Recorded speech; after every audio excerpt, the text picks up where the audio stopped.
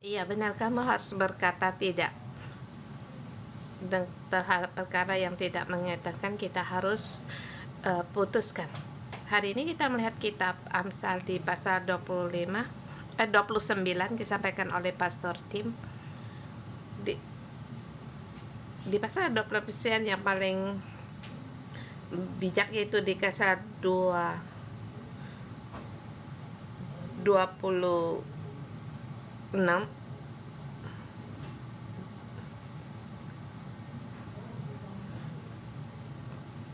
Di hikmat-hikmat dari Salomo sampai pasal 29 selesai. Salomo menggunakan pandangan dengan kebijakan menyelesaikan hikmat, sebab dikatakan menerangkan tentang seluruh situasi dalam masyarakat. Hari ini di pasal 29 kita akan mengatakan orang-orang raja itu pemerintah, suatu kualitas dalam keluarga dan masyarakat. Salomo baik keluarga maupun masyarakat dijadikan dalam satu pasal di dalam sini, agar dari kehidupan kita per orang melihat keadaan orang-orang di sekitar kita atau perkara. Masyarakat rusak atau tidak, situasi buruk atau berhasil, adakah mengikuti hukum, adakah pewahyuan. Di ayat 18 diberkatakan, di dalam ayat dikatakan tentang adakah wahyu. Dari dalam kebijakan dikatakan wahyu boleh dikatakan kitab para nabi atau pewahyuan dari Allah terhadap seseorang. Adakah dia memperhatikan apa yang sedang Tuhan kerjakan, dan di dalam hatinya bagaimana? Adakah rakyat mengikuti misi pewahyuan ini dan bangkit? Adakah bangkit menanggapi pewahyuan ini? Kalau tidak, rakyat akan memanjakan diri. Artinya saya menuruti keinginan saya, apa yang ingin saya kerjakan, tiada tujuan. Karena tidak ada tujuan, jadi tidak perlu menanggapi. Jadi sehari-hari bisa dengan leluasa mengikuti sehari-hari, leluasa sampai pada dengan seperti hidup dalam ketentraman, tetapi masyarakat mulai merosot. Tapi dikatakan di sini berpegang pada hukum, yaitu terhadap firman Allah. Kamu harus sungguh-sungguh dan menanggapi misi dari Allah dan juga hukum yang diberikan Allah kepadamu. Jadi dari yang leluasa menjadi ketat. Di kerajaan Allah terus diperluas. Saya merasa Salomo menggunakan konsep dari masyarakat keluarga mengakhiri Amselnya dengan tema hari itu, masyarakat dia sukses atau merosot tergantung ada berpegang pada mendengar firman Tuhan terhadap orang yang berkuasa, yang memimpin, kemudian terhadap keluarga, atau kemudian sampai pada perorangan. Apakah kamu orang yang menanggapi misi Allah, orang yang mengenal firman Allah dan melakukannya? Ayat 1 sampai dengan 17, poin pertama.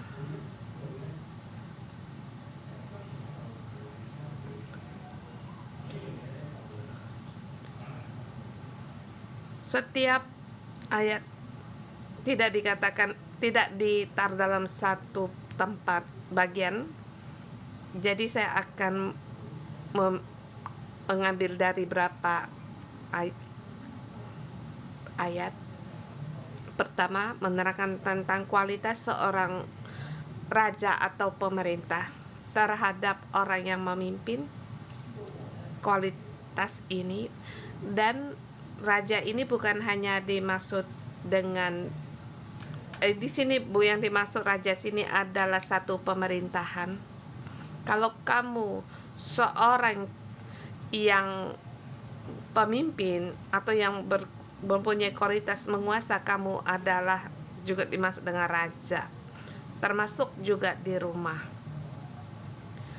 Dilihat di ayat kedua, jika orang benar bertambah bersukacita rakyat, tetapi orang fasik memerintah berkeluh kesahlah rakyatnya. Masyarakat ini dan dalam perusahaan, apa mereka bersukacita atau tidak tergantung terhadap orang yang berkuasa, orang benar atau orang fasik. Orang benar adalah yaitu orang yang bersedia berpegang pada firman Allah, dan orang fasik dihitung pada orang yang melakukan kejahatan dan melakukan yang ilegal. Di sini menerangkan bagaimana dia memimpin akan mempengaruhi perusahaan atau mempengaruhi masyarakat. Ya, apakah kamu orang yang bersedia menanggapi firman Allah? Yang keempat, misalkan, yaitu keadilan. Dengan keadilan seorang raja menegakkan negerinya, tetapi orang memukul banyak pajak meruntuhkannya.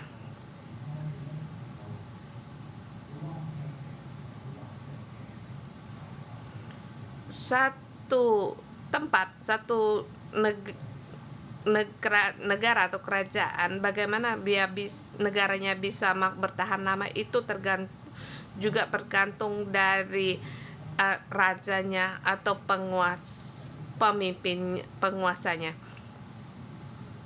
dalam mengambil keputusan apakah dia adil atau tidak adil. Yang dimaksud keadilan dari Salomo yaitu keadilan Allah, dia yang dari segi Allah memikirkan untuk memakai modal mengambil dan keputusan, dan yang sesuai dengan ketetapan Allah. Dan keadilan di sini juga terhadap orang miskin. Seluruh Alkitab atau yang kita sebut orang yang pas-pasan dalam masyarakat, dia dan komunitas ini dia sangat memperhatikan. Ayat ke-7 dikatakan orang benar mengetahui hak orang lemah, tetapi orang fasik tidak mengerti. Di sini orang benar mengetahui hak orang lemah, yaitu orang benar sangat peduli pada keadilan orang lemah atau keuntungan bagi hak orang miskin. Orang fasik tidak mempunyai pengertian, jadi dia tidak peduli akan perkara ini. Terhadap seorang dalam masyarakat, dia mempunyai otoritas. Dia lebih memperhatikan dan melihara orang-orang yang di masyarakat yang pas-pasan. Tetapi orang fasik, mereka di situ berusaha untuk mengejar laba, berusaha untuk dia berpikir bagaimana untuk meraih banyak keuntungan dalam masyarakat. Yang ia pikir menguntungkan diri sendiri, berpikir bagaimana menambah kekayaannya dan menambah kekuatan kuasanya. Tetapi orang benar bukan tidak demikian, malah yang pikir dia yaitu hak orang lemah, orang miskin. Di sini kan kualitas seorang raja.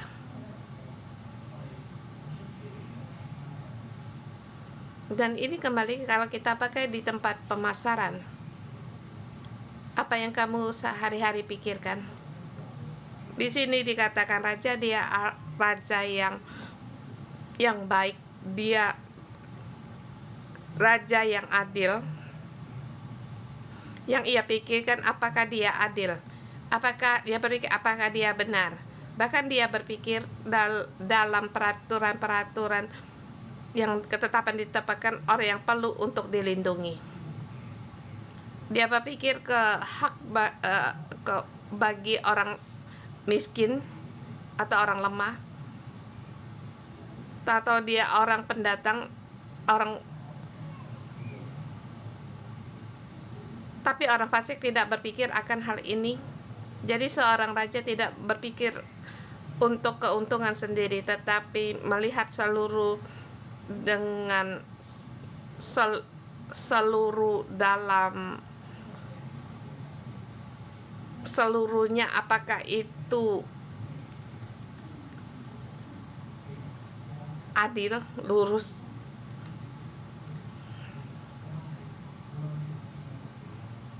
Dan dalam terhadap satu komunitas, apakah kamu juga berpikir pada keuntungan sendiri, atau kamu memikirkan seluruh keuntungan bagi seluruh perusahaan, bahkan terhadap sarana bagi pekerja?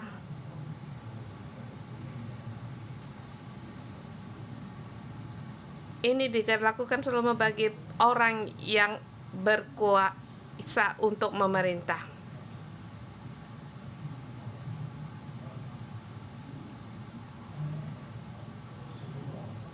Selain kualitas, raja juga di sini menerangkan kualitas sebagai rakyat. Kita bertanya pada diri kita sendiri sebagai rakyat Hong Kong, atau kamu mengikuti pemimpinmu untuk bekerja? Apakah kamu juga menanggapi firman Allah dan berpegang pada firman Allah? Saya melihat kualitas sebagai seorang rakyat di ayat kelima. Orang yang menjilat sesamanya membentangkan jerat di depan kakinya. Ayat kelima. Ayat 8. Pencemooh mengacau kota, tetapi orang bijak merendahkan ahmara.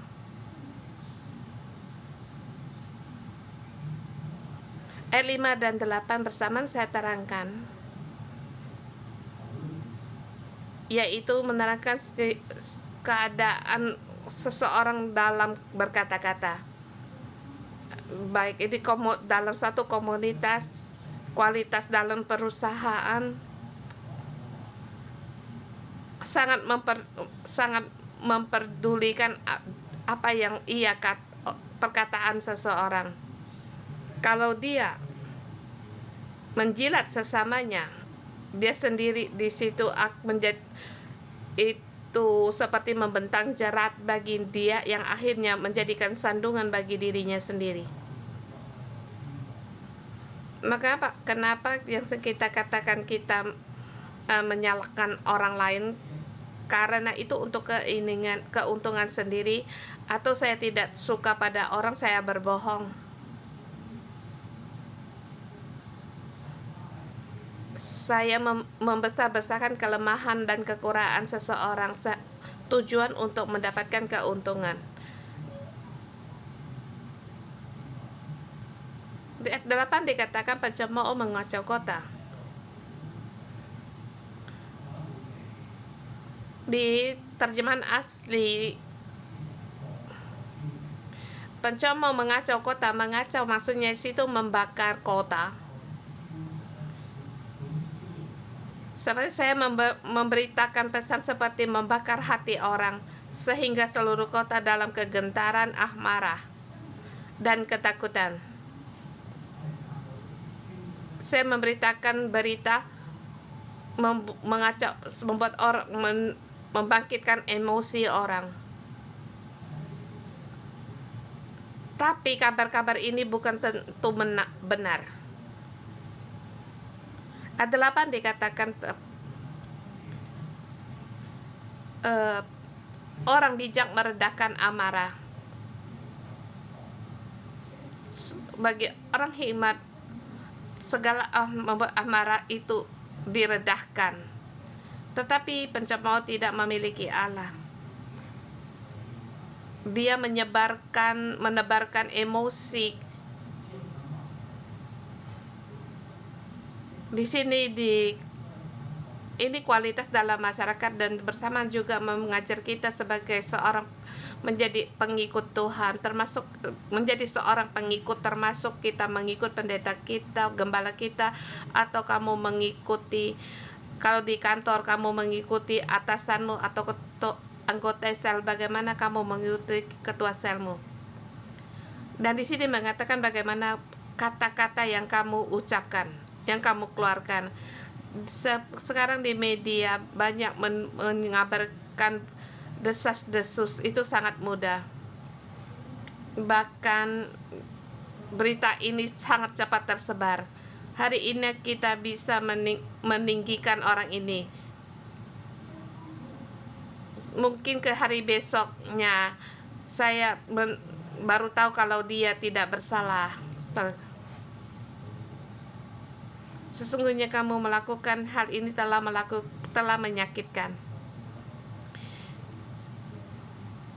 Ini yaitu kelakuan yang tidak ada Allah atau yang tidak berkualitas.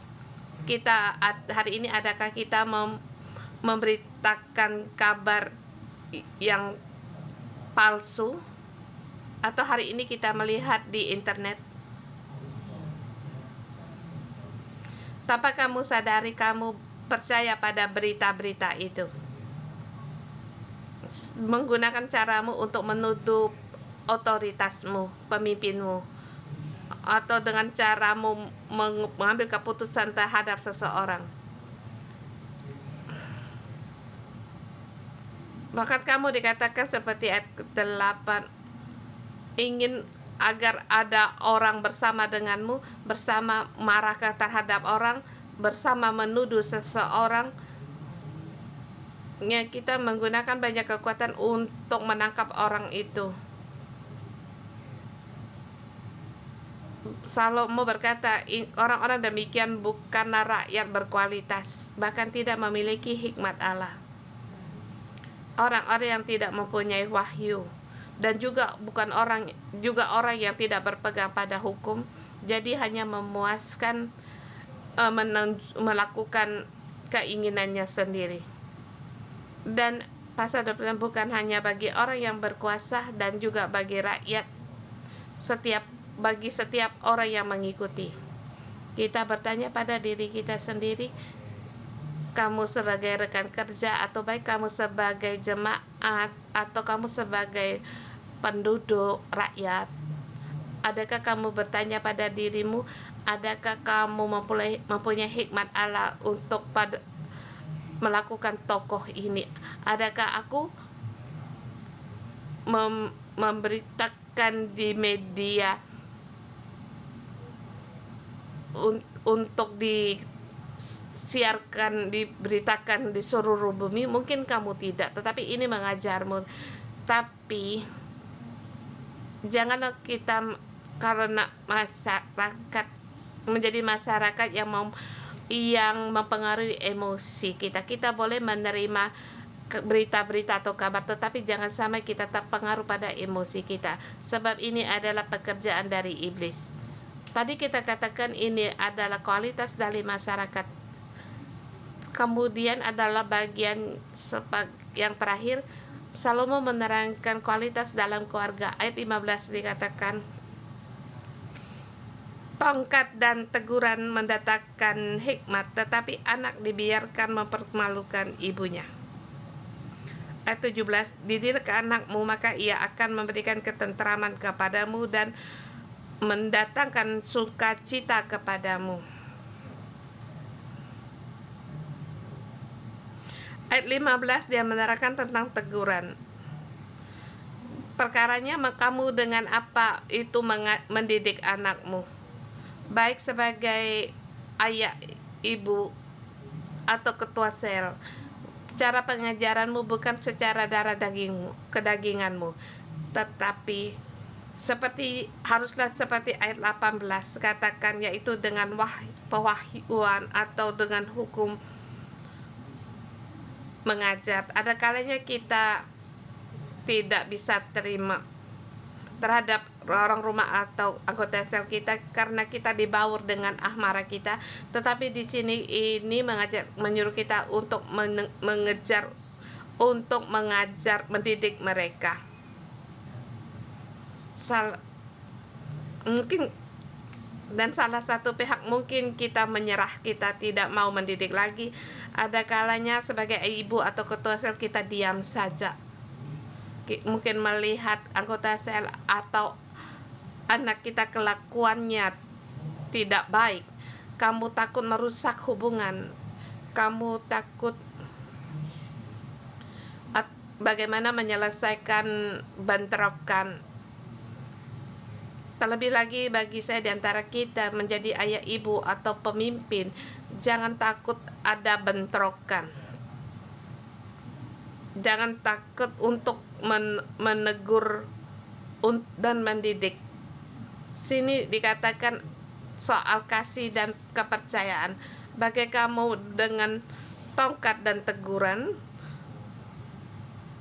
terhadap generasi berikutnya, kita tidak ada teguran atau didikan, maka dia akan menjadi orang yang tidak berhikmat. Dia akan keluarga mendatangkan yang memalukan keluargamu. Sebagai pemimpin atau yang berotoritas atau ayah ibu kita, adakah kita menanggapi panggilan Allah? Kita juga berpegang pada hukum Tuhan untuk mendidik dan menegur Allah lewatmu. Kalau kamu tahu kalau Allah Tuhan menggunakanmu untuk mendidik orang yang berkenan bagi Allah, jadi janganlah kita remehkan. Ayat 1-17 menerangkan kualitas raja dan rakyat. Kemudian kita lihat poin yang kedua, 18-20. Tadi saya telah berbagi bahwa kalau dalam masyarakat tidak ada misi, maka akan liarlah rakyat, tidak punya arah. Tapi berbahagialah orang yang berpegang pada hukum. Dan hari ini ada bagian yang ingin saya bagikan. Yang terakhir ayat 25-26. Di sini dikatakan dalam komunitas apa yang kita andalkan. Pada saat kamu menghadapi kesusahan, bagaimana caramu menanggapi? Ayat 25 dikatakan, takut pada orang mendatangkan jerat, tetapi siapa percaya kepada Tuhan dilindungi. Ayat 26, banyak orang mencari muka pada pemerintah, tetapi dari Tuhan orang menerima keadilan. Ayat 25 bertanya satu perkara, kamu takut orang lebih banyak atau takut Allah lebih banyak? Takut pada orang artinya takut menyakiti orang, takut menghadapi seseorang, atau cara saya mendidik, kamu takut menyakiti anggota selmu atau anakmu, atau kamu takut otoritas, berkata jujur di hadapan orang kamu takut. Ketakutan ini sudah tidak benar. Ini mengajarkan kita terhadap perkara kita jangan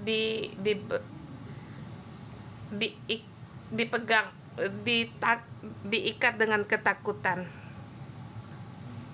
Ayat 25 dikatakan siapa percaya pada Tuhan dilindungi. Yaitu akhirnya imanmu kamu letakkan di mana? Apa yang kamu percaya atau yang kamu andalkan. Di sini juga sangat tergantung pada kita, apakah kita orang yang takut akan Tuhan. Jadi saya merasa 8, 18, dan 25 merupakan satu pusat. Kalau kamu orang yang serius terhadap firman Allah, kamu takut akan Allah, maka yang kamu percaya, yang kamu andalkan akan muncul.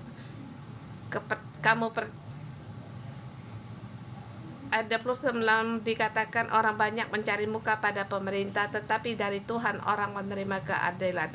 Mengapa harus mencari muka? Sebab sendiri tidak bisa menyelesaikan perkara atau tidak puas terhadap peraturan, kamu tidak dapat menyelesaikan. Kamu harus meminta kasih atau anugerah dari orang, kasih dari orang, perhatian dari orang. Mungkin mungkin seperti kita dengan ini kita bisa menyusup atau menyelundup. Kita menyelundup menggunakan kekuatan orang-orang. Selain di sini mencari muka pada pemerintah, juga banyak cara penyelundupan atau dengan menyogok. Seperti kamu ingin masuk ke rumah sekolah atau perusahaan, kamu bisa mengenal direkturnya. Pokoknya di dunia banyak cara, tetapi Tuhan menerima keadilan. Di sini mengingatkan kita setiap orang yang akhirnya yang kamu inginkan apakah bisa berhasil? Seperti anakmu apakah bisa masuk sekolah Bengwan? Dapatkah kamu mendapatkan pekerjaan yang seperti yang kamu inginkan?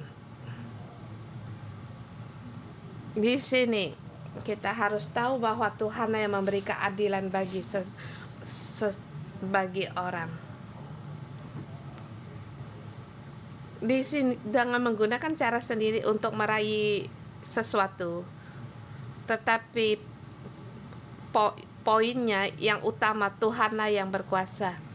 Artinya saya mendapatkan ini atau saya tidak dapat memperolehnya, saya pun dapat terima sebab saya tahu bahwa Tuhan yang dari Tuhanlah manusia memperoleh keadilan. Saya dapat atau tidak, saya berhasil atau tidak, Tuhan akan menjagaku. Jadi ini bukan satu perkara. Jadi Salomo memberitahukan pada kita lebih dalam lagi untuk melihat hikmatnya, bukan mengajar kita bagaimana konsep dari keberhasilan atau kegagalan, tapi ini merupakan pengajaran. Tapi lebih dalam lagi, adakah kamu melihat Allah yang Tuhan berkuasa? Apakah terhadap Allah ini kamu percaya dan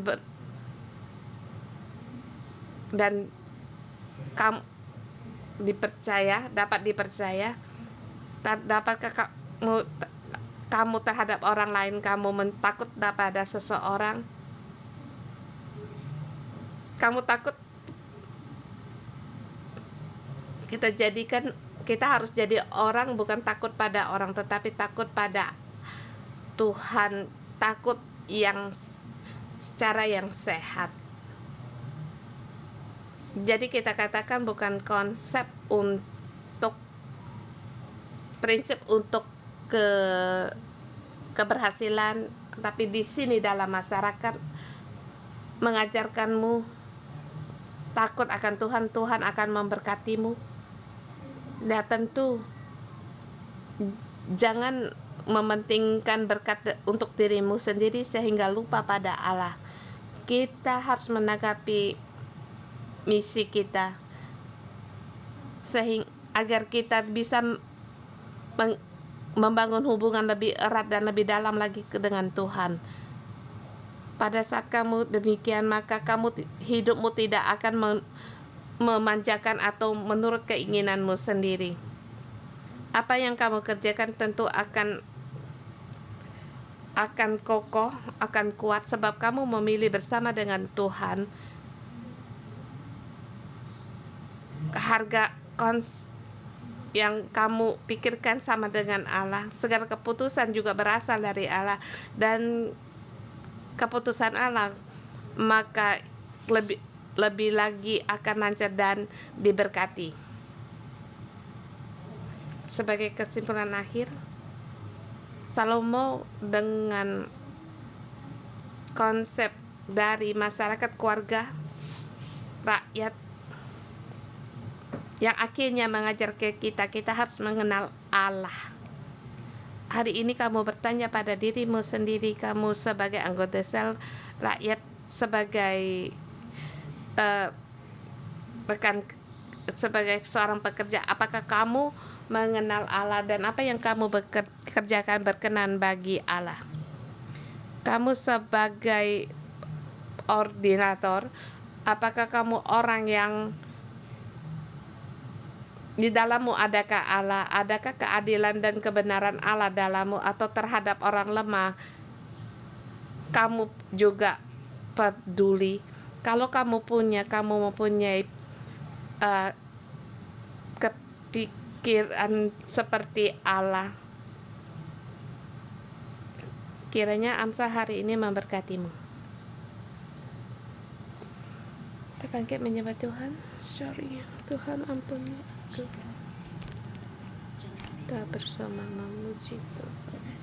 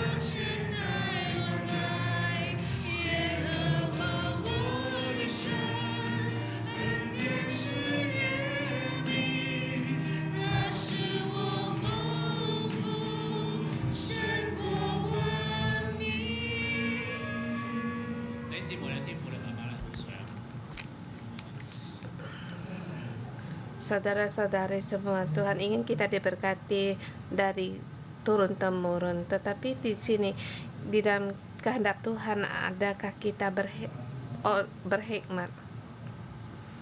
Justru dikatakan kalau tak ada wahyu, liarlah rakyat, kita akan menjadi liar, hidup kita tidak punya arah. Mari kita datang di hadapan kita mendengar suara Tuhan. Adakah dalam hidupmu, adakah Tuhan memberikan wahyu bagimu?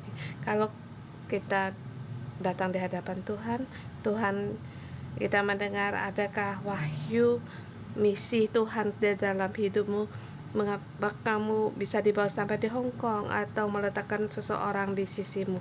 Mari kita teduh di hadapan Tuhan, mohon Tuhan mempunyai pewahyuan yang jelas bagi kita.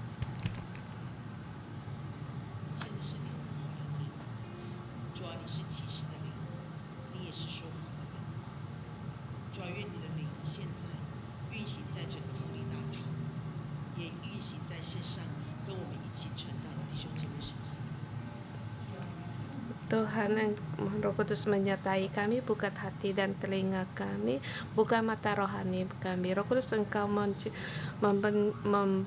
mencipta kami, apakah untuk kami menderita atau kami dari kecil hingga dewasa menikah, lahir, sekolah, menikah.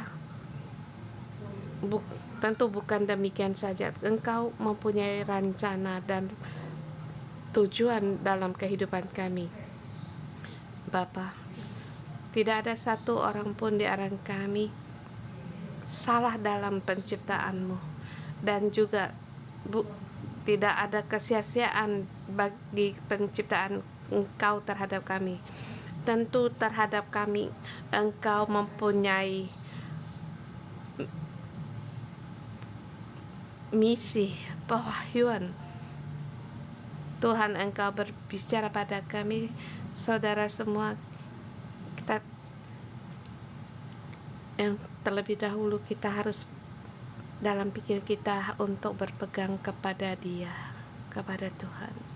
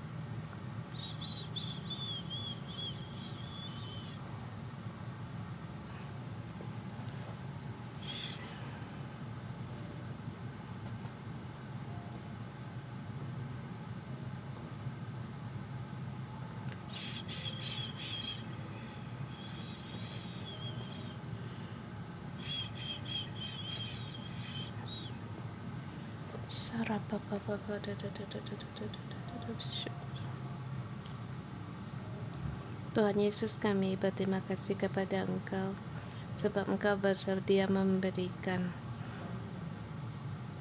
misi bagi kami.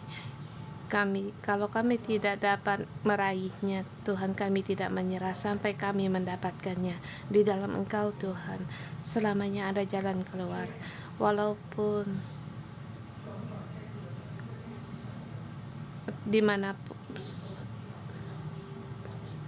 kami seberapa umur kami ingin mendapatkan misi dari-Mu. Hari ini tidak dapat, besok kami harus mendapatkan, besok tidak dapat, lusa kami akan mendapatkannya. Sebab Engkau berfirman, bagi yang mencari Engkau kami akan mendapatkan. Pada kami mengetok pintu, Engkau membukanya. Terima Yesus, Yesus, kami mencari Engkau, kami menunggu Engkau. Saya menanti saudara bisa berbagi atau merenungkan. Tuhan memberikan gambaran apa bagimu. Mungkin kamu melihat, kamu tidak tahu, tidak apa-apa. Kita renung atau kita di sini bisa sharing. Seperti saya katakan, anakku, aku akan gunakan kamu sebagai berkat bagi bangsa-bangsa. Jangan takut. Saya bilang, baik, saya akan menjadi memberkati bangsa-bangsa. Bagaimana saya bisa melakukannya, itu adalah perkara Tuhan. Baik dengan keluargamu, kamu bisa berbagi. Kalau kamu sendiri, apa yang kamu lihat, jadikan doa, beritahu pada Tuhan.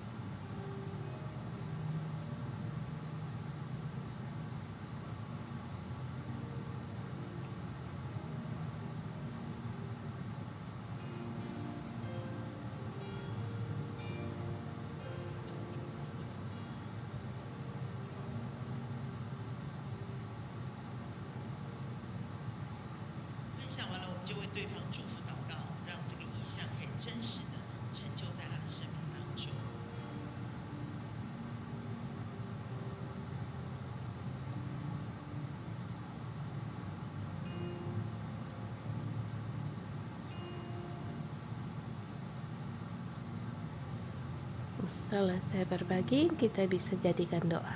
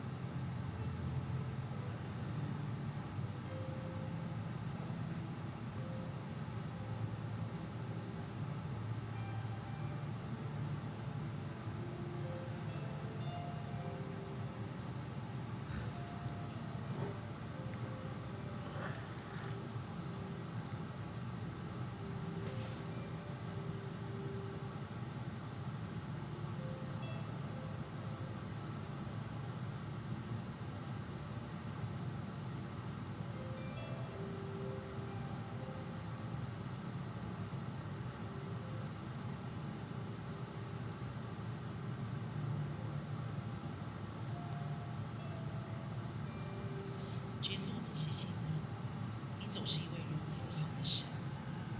主啊，你继续的来帮助我，无论 Tuhan, kami berterima kasih kepadamu. Apa yang kami terima, apa yang kami dengar, ada kalanya kami menggunakan akal kami untuk merenungkannya. Kadang kami dengan akal kami berkata ini terlalu dibesarkan, dan kalau kami berpikir dengan akal kami seperti bagaimana mungkin, bahkan atau berulang atau merasa ini sangat berat. Tuhan, mohon Engkau tolong kami. Engkau tolong kami agar apa yang pelayan Kau berikan kepada kami jangan gagal, tak satu pun yang sia-sia. Jangan, Tuhan, kami berharap kepada Engkau apa yang Kau berikan kepada kami, Tuhan, tak akan gagal. Di sini hari ini berkata bahwa ada orang yang mempunyai arah atau pewahyuan adalah orang yang berhikmat. Ada kadang kita sebagai ayah, sebagai ibu, sebagai anak, atau kita juga sebagai anggota sel, adakah mungkin kita sebagai anggota sel di kantor, mungkin kita sebagai atasan atau kita orang bawahan. Di sini dua belah pihak kita, di antara kita semuanya ada tokoh ini. Mari kita berdoa untuk diri kita sendiri. Berdoa sendiri, ya Tuhan, pada saat aku sebagai seorang pemimpin, Tuhan tolong aku agar aku menjadikan aku orang yang adil, benar, dan mengasihi orang-orang yang lemah.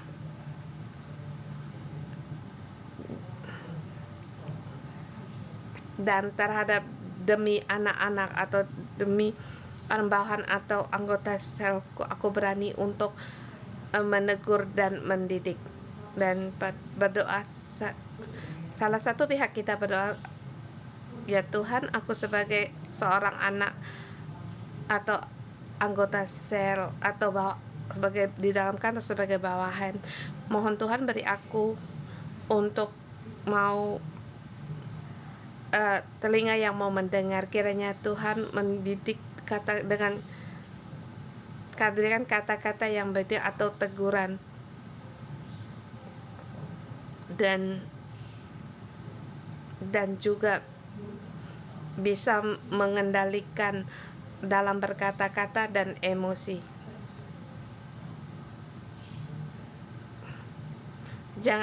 Dan juga sehingga aku untuk bisa mengendalikan, jangan jadikan aku orang seperti yang penuh kepahitan, kebencian, iri hati.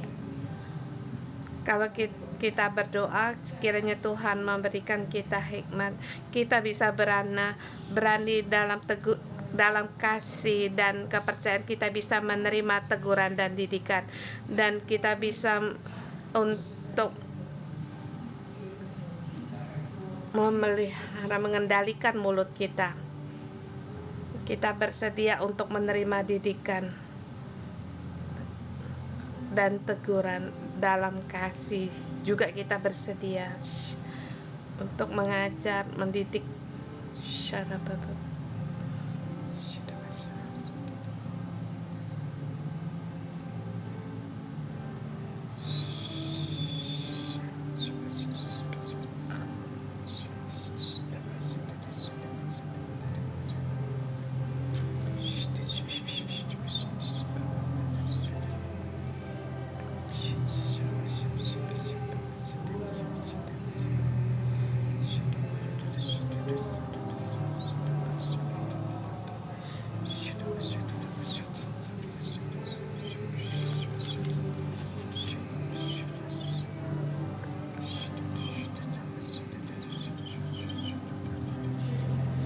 Tuhan Yesus, kami datang kepada Engkau bagi diriku sendiri dan juga bagi saudara-saudari kami semua dimanapun kami berada. Tuhan, tolong kami menjadi orang yang lurus, menjadi orang yang takut akan Tuhan, dan menjadi orang yang selalu haus akan firman-Mu terhadap pemimpin kami, terbaik kami sebagai ayah ibu, sebagai anak ketua sel, kami sebagai murid Tuhan, kami di kantor kami sebagai direktur atau sebagai supervisor Tuhan, kami berdoa pada Engkau kami, biarlah kami menjadi orang kami yang satu, di dalam kami lurus apa yang kami kerjakan, katakan, apa yang kami renungkan, semua adalah benar. Tuhan, urapilah kami, tolong kami setiap orang di dalam Engkau, sebab kami takut akan Engkau, sebab kami melakukan firman-Mu Tuhan, karena kami sungguh percaya Engkaulah sandaran kami yang kami percaya, sehingga Engkau di dalam hidup kami, apapun, dalam situasi apapun, pendudukan apapun, toko apapun, Tuhan, menjadi orang yang benar, yang tepat, yang bisa mengendali, baik dalam berkata-kata, kami juga bisa mengendalikan emosi kami, dan juga bisa memberikan belas kasihan, mengasihi, dan orang yang lapang dada, dan jadikan kami orang yang rendah diri dan telinga yang terbuka, bersedia mendengar, bersedia untuk ditegur, bersedia untuk dididik, sehingga di dalam jalan kebenaran. Tuhan, buang segala dalam kehidupan kami, segala keserakahan, sehingga buah pengadilan diri ada di dalam kami terus bertumbuh dan terus berkembang. Tuhan, tolong kami punya hati yang ada dan tahu, hati yang untuk bersyukur. Tuhan, terima kasih Tuhan Yesus.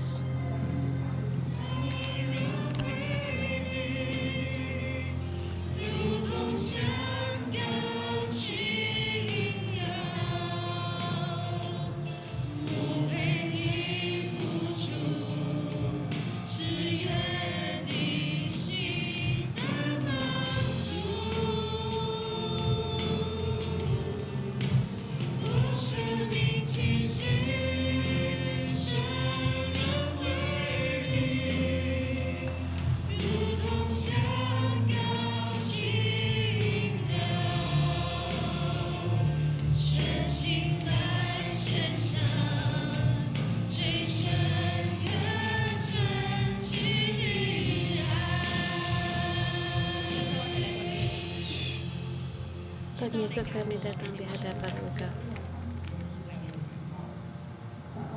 Tuhan, kami tahu di antara kami masih mempunyai ketakutan, kami masih ada khawatir. Saudara semua, apa yang kita takuti? Kita takut pada kesehatan kita takut pada perekonomian kita, atau kita takut akan omongan orang. Hari ini Amsal mengajar kita, kamu akan menghadapi serangan, kamu akan dituduh orang, dikatain orang, bahkan di media. Tapi hari ini Tuhan memberitahukan kepada kita harus takut akan Allah kita harus fokus kepada Allah yang melindungi kita, sebab Dia pelindungan kita dan sandaran kita. Amin. Kita melakukan tanda profetik. Sekarang kamu ikut. Sebab apa yang saya katakan, kamu, kalau saya menghakimi kamu takut, saya ingin nanti, kalau nanti Pak tim puji-pujian menyanyikan lagu puji, kita melihat andakan para kita pada salib, sebab yang kita lihat, yang kita pandang itu Allah. Pada demikian segala yang takut atau disalahkan semuanya sina. Kalau kamu takut, maka kita memandang pada salib, maka kita akan katakan pada Tuhan, Tuhan, aku mau bersandar kepadamu, Engkaulah yang aku percaya.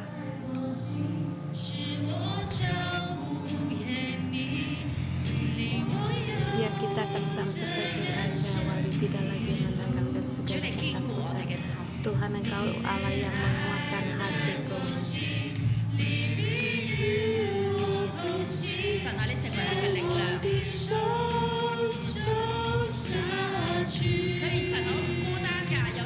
Pada Tuhan, aku tidak sendiri.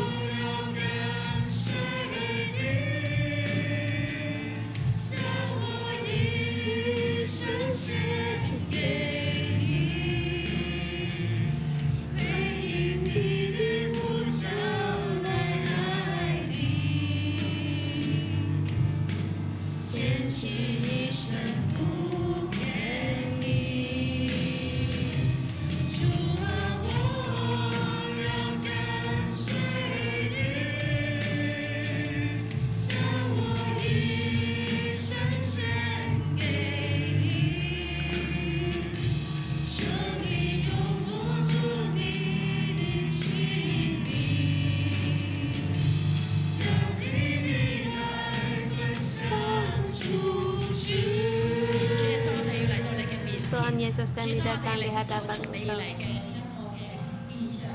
Dan karena dari wahyu dan dalam panggilan Engkau Tuhan, beri kami agar seumur hidup mengikuti Engkau dan tidak menyimpang. Bahkan kami tertuju pada salib. Engkaulah yang membimbing kami, yang mengarahkan jalan kami. Engkaulah perisai kami. Dan dalam nama Tuhan Yesus deklarasikan kiranya Roh Kudus, iman yang dari Allah dan kasih Kau curahkan pada kami setiap orang, Tuhan, sehingga kami setiap orang menerima kasihnya salib, menerima dari semangat tekun dari Allah Bapa menghadapi serangan musuh kami terus menanggapi panggilan-Mu dan berjalan dari misi yang Kau berikan pada kami. Tuhan, hancurkan orang-orang yang memusuhi kami. Dalam nama Tuhan Yesus berdoa. Ya, salim. Aku dalam nama Tuhan Yesus memberkatimu. Kiranya pengaruh dari salib selalu mengalir dalam otakmu pada saat kamu buka matamu, kamu yang lihat itu salib, di atas salib darah yang mengalir, dia yang dicambuk, dia yang ditelanjang, dia yang menanggung, dipermalukan, dia Yesus yang mati bagimu. Pandanglah dia. Tidak ada kata-kata perkataan orang menyerangkanmu, memalumu, menindasmu, kesalahpahaman yang tidak dapat kamu atasi sebab Yesus telah berjalan di depanmu. Apa yang kamu alami, Yesus pun telah mengalami. Rasa sakitmu Tuhan pun tahu. Kesusahanmu Tuhan juga mengerti.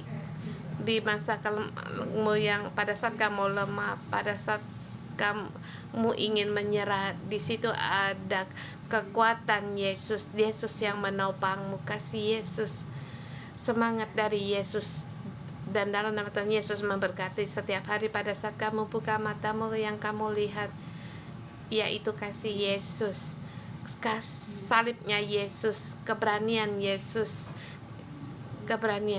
Yesus. Yesus tidak takut terhadap serangan orang, tuduhan orang, dimarahi orang. Kiranya kehidupan Yesus ditanam dalam hidupmu. Dalam masa hidupmu, kamu menjadi orang yang takut akan Dia, merindukan, haus akan Dia, dan terus mengikuti Dia. Kamu tahu kapan memberi, kamu tahu kapan untuk melepas, kamu tahu kapan untuk mengampuni, kamu tahu kapan untuk kuat, dan juga kamu mengalami segala kelimpahan dari Yesus. Dan demikian memberkatimu dalam nama Yesus. Kiranya di pasal 29 segala berkat ada di dalam hidupmu.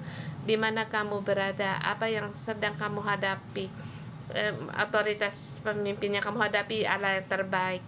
Dan di mana kamu berada, apa ya bawahannya kamu ada, termasuk anakmu juga bersamaan juga demikian. Dalam nama Yesus memberkatimu semasa hidupmu yang kamu alami kelimpahan sukacita, kepuasan, anugerah Tuhan selalu menyertaimu. Berdoa dalam nama Yesus, amin. Kita renungan pagi sampai di sini.